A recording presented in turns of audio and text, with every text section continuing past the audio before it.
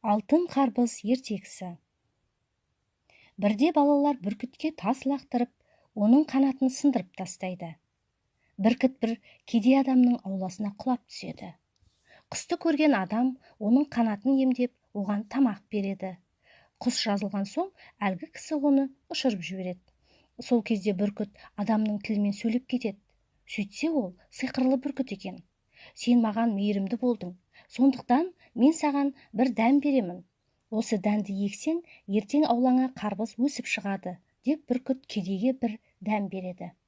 Кедей оны отырғызып, келесі күні тұрса, ауласында көп қарбыз өсіп қалыпты. Ол бүкіл ауылды қонаққа шақырып, бүркіттің сиқыры жайлы айтып береді. Сонда бай: ақымақ, егер қарбызың сондай көп болса, неге базарға барып сатып жібермедің?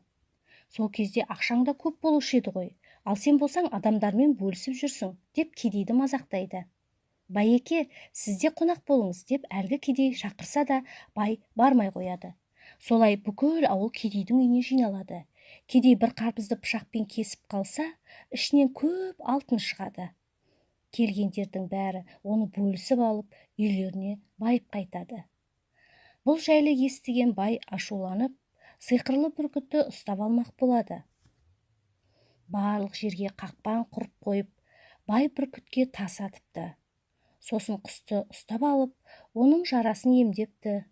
Кейін оған тамақ беріп, бүркітті ұшырып жіберіпті. Сонда бүркіт байға да бір дәнді қалдырып кеткен екен. Бай қуанып, дәнді егіп қояды.